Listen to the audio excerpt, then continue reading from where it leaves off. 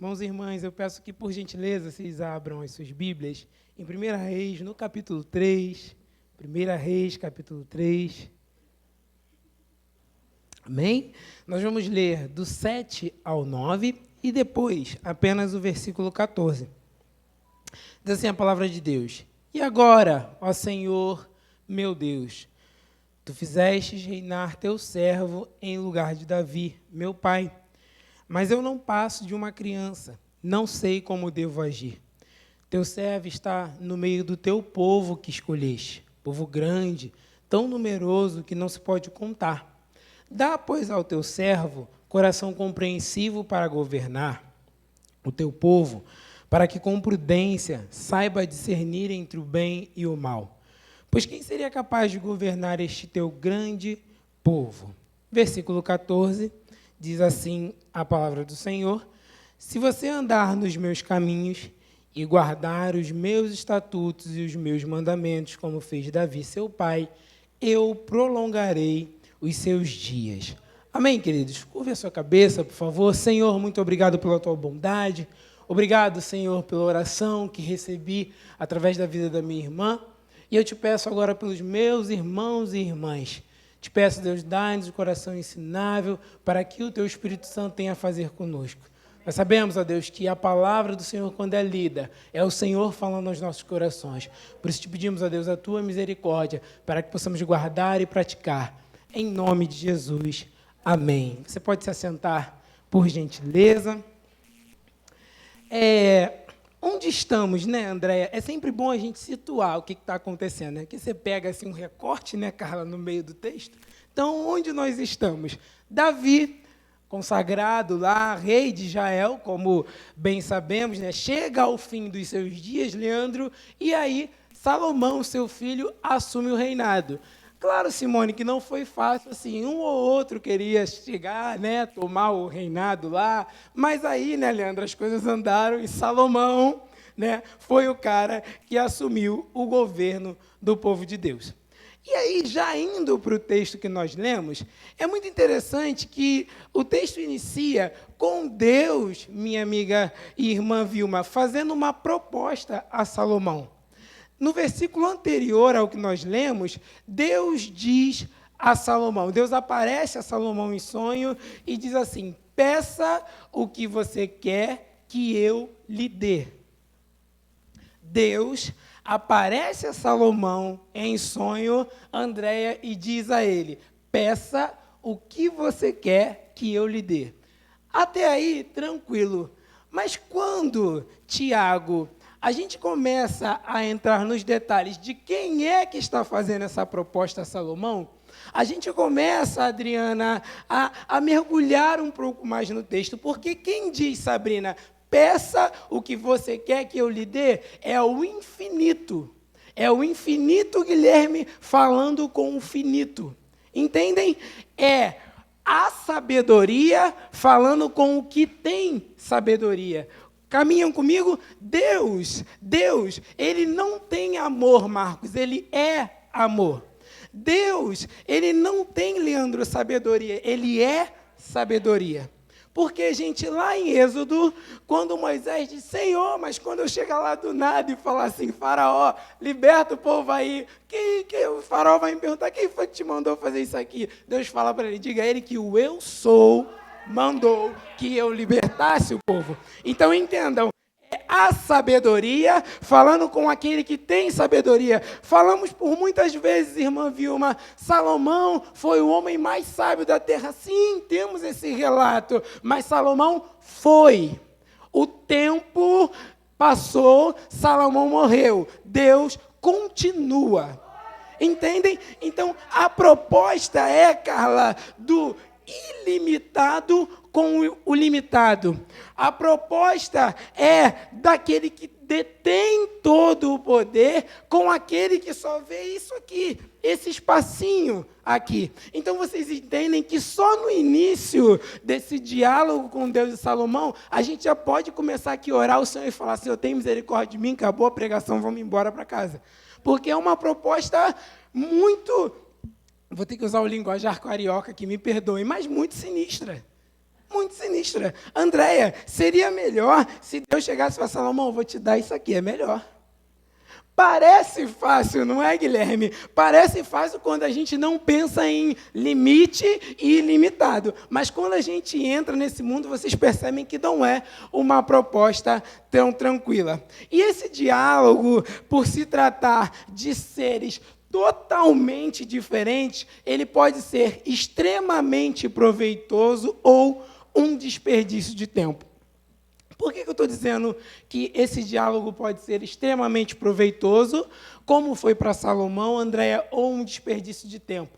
Porque quando somos adultos, nós começamos a fazer uso de algo que é bom, né? A razão. A razão é uma coisa boa, né? A gente vai crescendo, né, Simone? A gente começa a usar a razão, o intelecto, né? Nós decidimos, né? Eu tenho noção que se eu sair correndo aqui agora por aquela porta ali não vai ficar bem, não é normal que eu saia fazendo isso aqui, porque não é. Então a gente começa a usar, às vezes a vontade até dá, né, Guilherme? Tu fica meio nervoso aqui, né, Simone? Tu quer sair correndo, mas assim, o intelecto, né, a razão, ela me faz chegar à conclusão que eu não devo fazer isso. Porém, Leandro, quando deixamos de ser criança, junto com a razão, com o intelecto, que não são coisas ruins, vem também a arrogância. A arrogância, ela vem junto com a vida adulta. E aí, irmã Vilma, por que esse diálogo entre Deus e Salomão ele pode ser ruim? Porque quando o Senhor Todo-Poderoso diz a Salomão assim, ó, deixa eu voltar aqui para mim não falar besteira, né? Deixa eu voltar aqui no texto, um minuto, aqui. Peça o que quer que eu lhe dê. Quando Deus fala isso, Guilherme, eu posso fazer como Salomão, mas eu também posso fazer uso, Andréia, da arrogância da vida adulta que está no meu coração. Porque o texto bíblico também vai dizer para mim que o meu coração é inclinado a fazer o mal. E aí, na arrogância, se perde a ideia de quem é Deus e quem sou eu. E aí, Andréia, eu começo a usar dessa razão para falar com aquele que é a sabedoria a meu favor.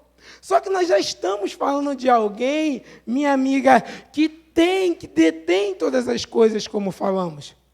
Então não adianta, por mais que eu tente, vamos dizer assim, bajular a pessoa de Deus, Carla, isso não funciona, porque ele já sabe até o que Salomão vai pedir.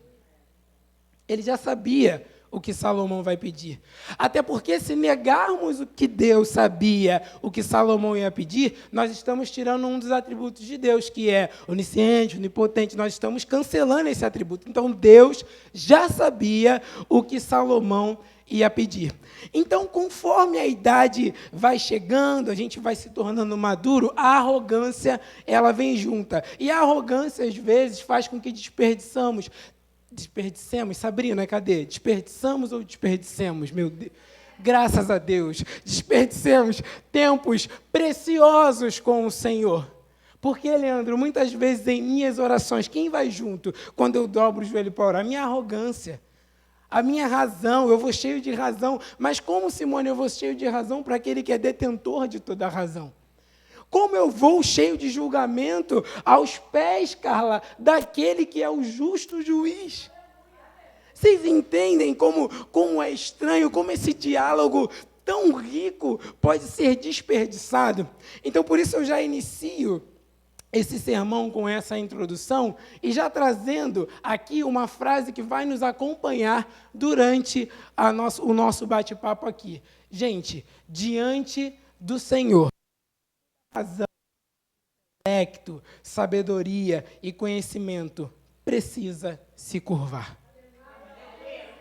Não existe possibilidade de diálogo diante do Senhor se o meu intelecto não se curva. Percebam que eu não estou falando aqui que é ruim a razão. Não estou dizendo que o intelecto é ruim, não estou dizendo que a inteligência ela é ruim. Porém, como diz um grande autor de um livro, diante de Deus, a inteligência precisa estar humilhada. Porque senão os diálogos de Deus, Andréia, eles acabam sendo desperdiçados. E aí Salomão, ele vai nos dando algumas dicas bem interessantes aqui. A primeira delas que eu quero dizer é que, infelizmente, nós deixamos de ser criança. Como já foi dito, conforme nós vamos crescendo, a arrogância humana, ela vai acompanhando o nosso crescimento. E por algum motivo, Adriana, hoje pela manhã, quando o pastor pregava, foi falado muitas coisas que serão repetidas aqui. Então, se você não veio pela manhã, aproveita que eu vou falar um monte de coisa que falou aqui pela manhã. Bom, Leandro, por que eu não sei, mas o sermão vai ser muito próximo daquele que foi feito pela manhã e que Deus possa continuar, então, nos abençoando. O pastor falava aqui pela manhã que, se você observar a criança, ela, antes de fazer as coisas, por exemplo, esse controle está aqui, né? E aí a Fernanda pequenininha, lembra dela, André? A Fernanda pequenininha, aí eu falo assim, aí a Fernanda vê o controle, olha para André e fala, mãe, posso pegar o controle? A Andréia, não, filha, você não pode pegar, você pode só olhar. Aí tem aquela criancinha que fala assim, mãe, mas eu quero ver com a mão. Não tem essa criança, né, que quer ver com a mão. Mas ela pergunta. Conforme a gente vai crescendo, Guilherme, a gente deixa de perguntar. Porém, se começamos o sermão, Leandro, dizendo que diante de Deus o intelecto precisa se humilhar, logo, na nossa vida espiritual, como diz o próprio texto bíblico, diante de Deus precisamos ser sempre como crianças, nunca deixar de perguntar. Não é assim que funciona? Diante de Deus não dá para deixar de perguntar. Porque, Guilherme, muito legal, né? Nós temos aqui, se Deus quiser, futuros especialistas aqui, né? Isso é muito legal. Mas, por mais, Guilherme, por mais, Sabrina, que isso seja muito legal, nosso diploma precisa se curvar diante do Senhor.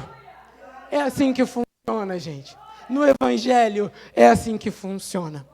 E aí, por mais que nos nossos ambientes, Guilherme, de conhecimento, nós estamos ali como detentores do conhecimento, que não é um fator ruim, diante de Deus, o detentor do conhecimento é Ele. E aí a gente precisa perguntar. Porque senão diálogos são perdidos diante do Senhor. E a gente continua. Salomão, ele vai agora, vamos para o versículo 9, vamos reler o versículo 9, por favor, onde ele diz assim, ó, dá, pois, ao teu servo coração compreensivo para governar o teu povo, para que com prudência saiba discernir entre o bem e o mal. Pois quem seria capaz de governar este teu grande povo? 3 palavras saltam aos meus olhos aqui, Gabi. Primeiro, coração compreensivo. Depois, Leandro, prudência. E terceiro, Zelinha, discernir ou discernimento. E aí a gente vai buscar, né, Simone? Já que saltou aos olhos, a gente vai buscar. A primeira palavra que Salomão pede ao Senhor é um coração compreensivo. Quando você dá uma olhadinha, né, nessa palavra, e aí tem alguns teólogos, né, que escrevem algumas coisas bem legais que ajudam a gente na compreensão, essa palavra está próxima de um coração capaz de entender. Porém, para entender, o cristão, o irmão e a irmã, o Rogério, precisa ouvir. Para entender, é preciso ouvir. E aí, talvez passe pela sua cabeça, mas é óbvio que eu preciso ter um coração capaz de entender. Óbvio. Se todos nós tivéssemos um coração capaz de entender, nossa cidade não estaria do jeito que está. Não viveríamos numa cidade, Guilherme, do jeito que vivemos. Pessoas tirando a vida uma das outras porque alguém deu um corte ali no trânsito e tal, e o cara sai e acha que tem o direito de tirar a vida do outro. Então, vivemos num tempo onde a capacidade de entender tem sido deixada de lado, porque se tivéssemos capacidade de entender, por exemplo, Leandro, no exemplo do trânsito, o cara ia entender que, poxa, ele esqueceu. Se bem que às vezes não esquece, né? Mas enfim, né? Mas ele esqueceu. Então, um coração capaz de entender, porém, para entender, é preciso ouvir. O problema é que, às vezes, na vida cristã, Carla, eu quero inverter os fatores. Eu não quero ouvir o que Deus tem a dizer, mas eu quero entender. Não funciona. Primeiro eu escuto o que Deus tem a dizer, e aí, assim, eu sou capaz, a partir do Espírito Santo, de entender. É assim que funciona. A ordem das coisas é essa. Primeiro eu te escuto, Carla. Puxa, é isso. Entendi. É assim que funciona. Poxa, eu já entendi. Não entendeu. Já pensou? Se a Fernanda fez a prova hoje, aí a Fernanda, antes de fazer a prova, falou, caramba, já entendi todas as questões. Ela nem fez a prova. É preciso ouvir para entender. Amém, queridos? A outra palavra que me chama a atenção é a prudência. E aí a gente tem aqui a prudência como ter a capacidade de formar, ter a capacidade de usar de forma habilidosa o conhecimento. Uma prática que se constrói a partir de hábitos. E aí você pode usar para a prudência bom senso, paciência, ponderação, calma e outras coisas próximas disso aí. No mundo em que vivemos, se espera pelo menos do irmão e da irmã, de mim, Rogério, pelo menos quando eu chego no meu lugar, meu amigo fala assim, sou cristão, pelo menos as pessoas esperam de mim bom senso. É o mínimo que se espera de nós, bom senso. Nem estou pedindo muito de mim mesmo, Leandro, só bom senso. Só isso. Né? Só que o texto vai dizer para a gente que essa capacidade de bom senso, ela vai se construindo a partir de hábitos. Hábitos que vão nutrir esse meu ser, né? Essa minha ideia de falar assim, a Simone tem bom senso, porque a Simone tem hábitos que fazem com que ela seja assim. Esse é um outro pedido que Salomão faz a Deus. E uma terceira coisa que salta aos meus olhos é discernir. E aí, discernir aqui, Gabi, está próximo entre perceber com facilidade o bem e o mal. Ter a capacidade de entender o que é bom e o que é ruim. Pela manhã, o pastor falava aqui um exemplo que eu queria repetir aqui para vocês também. Né? É muito interessante porque, às vezes, Guilherme, está na minha cara que é ruim. Né? E aí eu fico assim, Senhor, mas o Senhor, poxa, o Senhor podia me mostrar, está na minha cara que é ruim. Está na minha cara que eu não devo fazer, André. Mas aí eu fico, não, Senhor, mas o Senhor podia me mostrar como é e tal, não sei o quê. Não, gente, existem coisas que já estão em nós. Existem coisas que já está aqui. Mamãe e papai já ensinou que não pode. Né? Eu preciso, por exemplo, entendam, eu preciso, Leandro, necessariamente de um texto bíblico para dizer não roube. Já está, pô. O texto bíblico entra, porque o coração do ser humano é muito ruim, né? O texto bíblico tem que entrar com a força espiritual para dar uma ajuda, porque... Mas assim, já está lá. Porém, Salomão, diante de Deus, ele pede, Senhor, me ajuda a ter facilidade de entender o que é bom e o que é ruim. Por quê, gente? Porque por mais que algumas coisas já estejam em nosso interior, nosso coração, o meu coração, tende para o mal. E quando falamos que o coração tende para o mal, é importante perceber que não necessariamente o mal vai vir com aquela cara do filme, não sei quem viu, né? Mas antigamente, Gabi, na minha época, né, de adolescente, a galera juvenil, Guilherme, se juntava para ver Todo Mundo em Pânico, né? Aí eu não sei, a gente fala assim, né? E todo mundo fala que filme é esse, mas tem gente aqui que conhece, né? E aí o Pânico vinha com aquela cara e tal, né? E aí ficava assim o mal e tal, mas o mal não vai vir com aquela cara, né, André, de Todo Mundo em Pânico. Na vida real é diferente. O mal vem de uma forma que até nos convence de que ele é bom. Inclusive, muitas vezes, nós temos justificativas para fazer o mal, e justificativas convincentes. Então, por isso que Salomão, diante de Deus, pede capacidade de discernir entre o bem e o mal. Irmãos e irmãs, muito cuidado. O mal não vem com a cara do filme Todo Mundo em Pânico. Quem não conhece aí, dá uma pesquisada no Google quando chegar em casa, vocês vão ver a cara lá do cara do Todo Mundo em Pânico.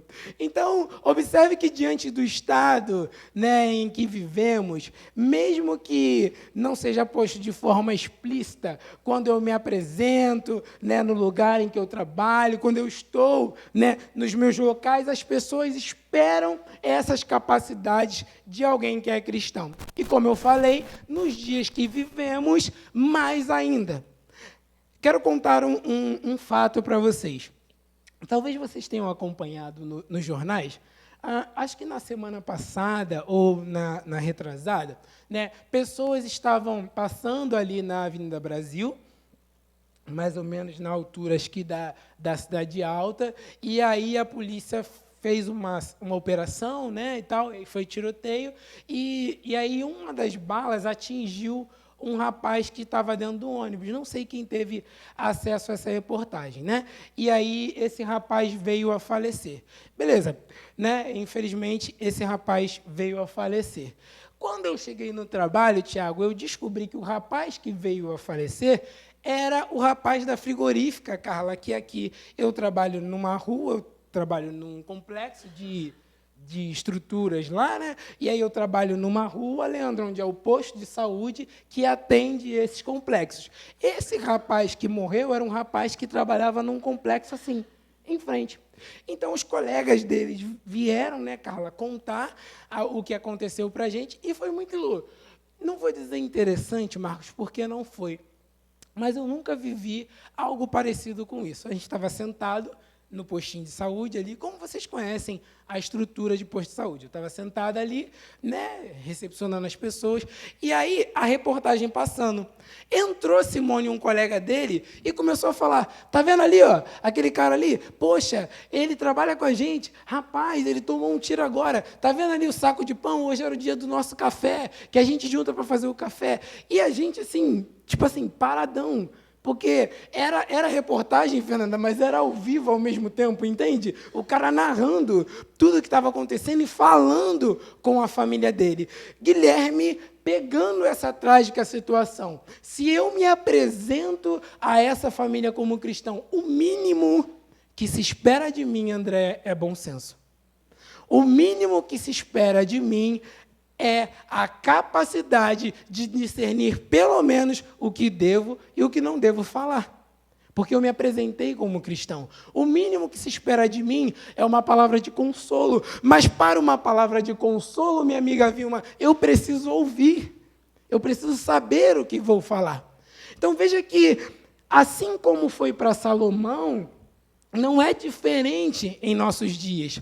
E aí, no versículo 14, Simone, Deus diz a Salomão também como alcançar essas características. Deus vai dizer assim no versículo 14, se você puder, acompanhe comigo. Se você andar nos meus caminhos e guardar os meus estatutos e os meus mandamentos, como fez Davi, seu pai, eu prolongarei os seus dias. Salomão pede ao Senhor. Deus já tinha dito a Salomão que ia dar. Porém, no versículo 14, tem a dica. Se você andar nos meus caminhos e guardar os meus estatutos, aqui você entenda como palavra de Deus, aí sim as coisas vão seguir como precisam seguir. Irmãos e irmãs, precisamos entender, Adriana, todos os dias eu preciso entender que eu, quando me digo evangélico, Marcos, os meus conceitos não partem de uma neutralidade. Os meus conceitos partem de algum lugar.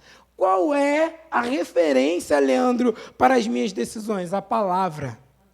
Não existe esse lance de sou evangélico, mas aí, nesse ponto aqui, eu penso, não. Se você é evangélico, você está dizendo que você tem por base o evangelho.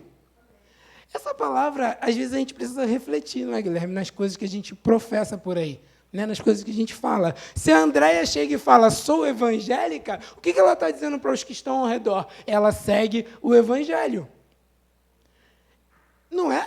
Então, se espera, né? Não existe essa coisa, mas nesse ponto aqui a Andréia é meio neutra. Neutra não.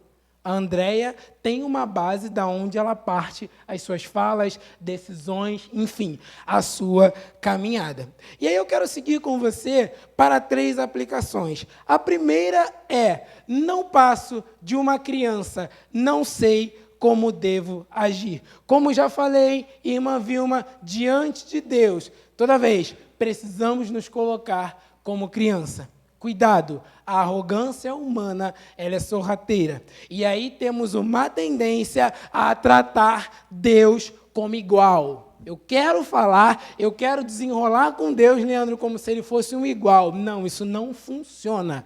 Isso não funciona. Diante de Deus, nós somos sempre como crianças. Eu não sei como orar, eu não sei tomar decisão, eu não sei como vou criar os meus futuros filhos, eu não sei o que preciso comprar. Preciso de Deus em todas as coisas. Eu não sei. Diante de Deus, nós não sabemos. Entre nós, pares, tranquilo. Eu sei tocar bateria, você não sabe, Andréia. Porque nós somos pares. Diante de Deus, eu não sei. Diante de Deus, nós não sabemos. Que isso fique em nosso coração. Segunda coisa, diante de Deus, toda inteligência, como já falei, precisa se sujeitar. Tudo se curva. E aí eu quero lembrar a você que nós não estamos falando, Leandro, como falei no início, de uma anulação de inteligência. Nós só estamos falando que quando estamos diante de Deus, a inteligência que nós temos aqui entre pares precisa se curvar. Amém, queridos? Terceira aplicação, eu preciso ter propriedade da religião que eu professo. E aqui eu quero trabalhar um pouquinho mais com você. Bom, existem uns estudiosos aí, né, de uma matéria chamada Psicologia e Religião, né? E eles vão trazer para nós algumas fases da vida religiosa, né? E eles vão dizer para a gente, Gabi, que a criança, né, as crianças, né, quando você arruma aqui, Andréia, a mesa da Santa Ceia, bota aquela coisa bonita e tal, para as crianças aquilo é uma experiência com Deus. Porque as crianças são muito visuais, né? E aí eu tenho o Guilherme aí, que, né, trabalha com arte e tal. Então, as crianças são muito visuais. Quando elas veem aqui a Santa Ceia armada, elas pensam, meu Deus, não foi a tia André que botou aquilo ali, foi Deus que colocou a mesa e tal, porque a criança é visual. A criança, ela gosta desse contato, ela vê a cruz e pensa, cara, Jesus ressuscitou, mas ele estava naquela cruz ali, entendeu? É mais ou menos nessa ideia, coisas que podíamos não perder, inclusive, né, Carla? Mas a gente vai perdendo aí, infelizmente. Quando chegamos à juventude, é a fase, meu amigo, em que a gente começa a buscar sentido. Né? E aí já não vale mais simplesmente a mesa. Na juventude, eu já quero perguntar, tia Andréia, foi você que colocou a mesa ali? Mas por que você fez aquilo ali? Ah, tia Andréia, esse suco? Comprou onde? Ali no mercado? Mas você orou antes? A juventude é assim, né? Aquela fasezinha muito maneira. Adolescente é muito legal, né, senhora? Pergunta tudo, né? Aí tu vai respondendo assim. Na 10ª pergunta, você já quer fazer uma oração pelo adolescente, né? Para não dizer, não posso dizer aqui, né, outros termos, mas fazer uma oração pelo adolescente, né? Mas é porque ele precisa, Andréia, encontrar sentido. Já não basta mais, Gabi, a experiência da Adriana na adolescência. Você quer viver a sua experiência. Você quer ter o seu contato. Não basta mais você chegar e a mesa está pronta. Você quer ir lá com a Andréia comprar o suco para ver. Entendeu? Tia, qual suco você compra? Esse aqui. Aí ele pergunta, né? Mas sabe se essa fábrica aqui é crente? Essas coisas assim que a adolescente faz a gente passar, né? Quando chegamos à maturidade espiritual, temos uma tendência, e aqui, irmãos e irmãs, isso não é uma coisa fechada, tá? Isso é um estudo feito com grupos de pessoas, aí se constatou que a grande maioria age dessa forma, porque às vezes você vai pensar assim, eu era um adolescente super tranquilo, relaxadão e tal, amém, Deus abençoe sua vida, mas saiba que a maioria não era, né? Para você saber. Quando chegamos à maturidade da vida cristã, ou da vida religiosa, Leandro, temos uma tendência a manter aquilo que construímos na adolescência e agregar coisas novas, agregar fatores que são interessantes, que vão somar aquilo que construímos. Porém, Adriana, aqui está o grande fator. Se eu chego na maturidade cristã e tenho uma tendência a agregar aquilo que eu construí na adolescência, a pergunta que me vem à mente, minha amiga Josi, é: o que eu construí na adolescência? Construí uma fé sadia na minha adolescência? Construí boas experiências com Deus? Por essas e outras, irmãos e irmãs, que por muitas vezes temos irmãos e irmãs na igreja que nunca deixaram de ser adolescentes na fé. Por quê? Não encontraram sentido para a sua fé. É chato falar, mas a culpa é do pesquisador, não é minha, não. Foi ele que fez a pesquisa. Tá? As pessoas, Leandro, decidiram ser eternos adolescentes na fé. E se o adolescente, como eu falei, minha amiga, ele está nessa fase de buscar sentido, quando ele precisa ter propriedade da fé que ele professa, ele não tem, porque não faz sentido para ele. Quando o negócio está ruim, quando a fase está difícil, que eu preciso dizer, eu sei em quem tenho crido, eu não falo, porque eu sou adolescente na fé. Não faz sentido falar isso, Simone. Concorda? Não faz sentido. Eu não tenho, a minha fé, Andréia, ela ainda não tem tamanha propriedade para que eu levante a mão diante de causos da minha vida, diante de situações muito duras na minha vida, levante as minhas mãos e diga, eu sei em que eu tenho crido. Não funciona. Isso só funciona para quem encontrou sentido. E enquanto insistimos em ser adolescentes na fé, infelizmente, outros adolescentes na fé que de fato são, não encontrarão sentido. Porque eu, irmã Vilma, já deveria ser maduro para cuidar de outros adolescentes. Eu, irmã Vilma, já deveria estar com a minha fé, apropriado da minha fé para cuidar de outras crianças. Não dá para viver uma vida inteira cristã falando para a mesma pessoa, olha, cuidado, não faz isso. Não, não. A vida cristã é caminhada. Criança, adolescente, maturidade cristã. Vamos manter as experiências que tivemos. É assim que funciona. Quando chegamos à maturidade cristã, temos propriedade para falar da nossa fé. Quando chegamos à maturidade cristã, temos propriedade para falar, o eu sou me enviou aqui, Faraó, por isso liberta o povo aí. Isso só funciona com quem tem maturidade. Quem não tem maturidade, se eu não tiver maturidade, eu chego lá, Faraó, levanta, eu falo, vou meter o pé, irmão, vou falar nada. E se Deus não abrir o mar, Tiago? E aí, como é que eu fico?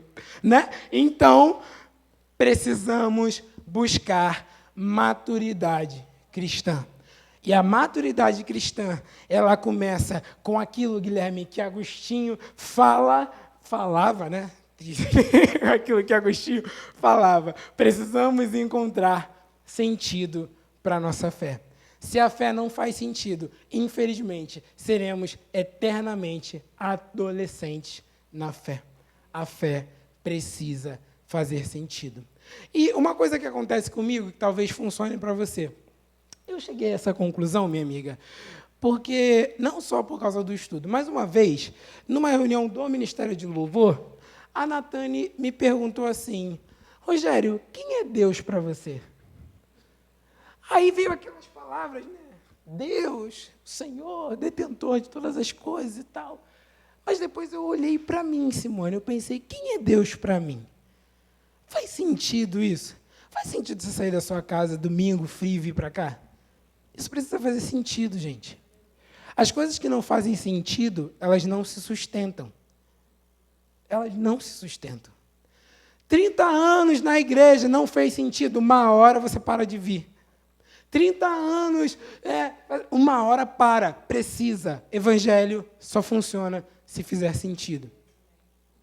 Observe, Jesus, quando ele estava com todas as pessoas em que houve sinais e prodígios, Jesus explicava o que era aquilo que estava acontecendo.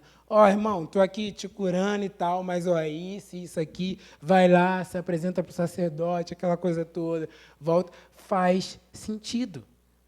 Jesus fazia sentido para as pessoas, e por isso que as pessoas continuavam. Sabe, irmãos, a gente precisa se apropriar da religião que professamos, porque senão uma hora a gente para. Senão, na primeira pancada, a gente vai parar. A gente não vai aguentar. Uma vez, Marcos, e aqui já caminhando para o fim da nossa reflexão, uma vez não, acho que isso tem 3 ou 4 anos, né? E aqui eu já ouvi muitas histórias parecidas, sabe? E a gente estava lá em casa, vocês já ouviram eu contar aqui algumas vezes, né? E minha sogra foi uma pessoa muito especial para mim, sabe, Marcos? E a gente na oração, tal, aquela coisa, minha sogra piorando e tal, e até que o Senhor resolveu recolher a minha sogra. E para mim era como se Deus tivesse recolhido a minha mãe. Só que para minha sogra, Andréia, fazia sentido aquilo. O evangelho que ela professava fazia sentido. Minha sogra era incansável. Era muito interessante observar a forma como ela trabalhava. E nesse momento, Guilherme, eu refleti algumas coisas interessantes, como a dor da perda, ela faz a gente parar e pensar em algumas coisas, não é, Carla? Com certeza, a Carla já viveu isso, sabe, e tal, e outros irmãos aqui. É interessante, Leandro, porque a nossa mente começa a vagar assim, pensar, mano, mas eu orei tanto para ela ficar aqui, mas faz sentido, então, Deus levar ela, mas ela está com o Senhor. Tudo bem, gente, eu sei que a gente fala isso, ela está com o Senhor, mas você já pensou se você se apropria dessa palavra? Fulano está com o Senhor. Você fala, Carla, eu sou um com você no amor, te amo em Cristo Jesus. Já se apropriou de falar, Andréia, eu te amo em Cristo Jesus? Quando você começa a se apropriar, é o que a gente conversava aqui num outro sermão. Sabrina, nós conversávamos aqui, que quando eu digo, eu te amo em Cristo Jesus, se eu usei em Cristo Jesus, o meu padrão de amor para com a sua vida tem que ser o da cruz. É mais ou menos assim que funciona. Ou é assim que funciona. Porque qual é a referência? Volto a dizer, Marcos, eu não parti de uma neutralidade para falar, Sabrina, eu te amo em Cristo Jesus. Eu usei uma referência. O problema está na referência. Bendita a referência, não é? Sabrina, Guilherme, bendita a referência. O problema está na referência. Marcos, te amo em Cristo Jesus. Olha o padrão de amor que eu usei. E aí não pode fugir da referência, porque é plágio. É errado, é crime, é tudo que você pensar. Não pode, gente. Usou referência, tem que seguir a referência. Voltando à questão da minha sogra. E, assim, as pessoas vinham, Carla, e falavam, não, está com Deus. Noemi era uma mulher de Deus, aquela coisa toda, sabe, Simone? Era isso, aquilo e tal, e está com Jesus, descansou e tal. Mas eu demorei a me apropriar disso, a entender isso. Se eu demorei, imagina a Zelinha e Raquel e José, né? Mas eu demorei a isso fazer sentido na minha cabeça, sabe? E essas fases, elas são muito interessantes porque elas nos ajudam a gente a pensar se realmente, Leandro, realmente, a fé faz sentido para nós. Então, irmãos, muitas vezes nós vemos irmãos e irmãs abandonarem a vida cristã, infelizmente, é claro, para um outro movimento religioso ou outra coisa, que se a gente pensa, mas fulano era uma bênção. Gente, se a fé não faz sentido, pode ser o que for, não fica. No Evangelho, só permanece para quem faz sentido. Pode ser a maior experiência. Fernanda vir marchando de lá até aqui falar, Rogério, e digo assim na tua vida, se isso não fizer sentido, minha amiga Vilma, Fernanda vai marchar até a Tirol, eu vou embora. Entendem?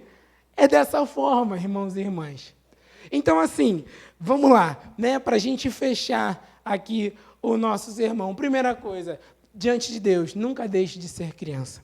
Segunda coisa, diante de Deus, lembrem-se, irmãos e irmãs, todo intelecto, toda inteligência precisa estar de joelhos. Terceira coisa, tenha propriedade da religião que você professa, ou seja, que a fé em Jesus faça sentido em nossos corações. Amém, queridos? Deus abençoe você, meu irmão e minha irmã.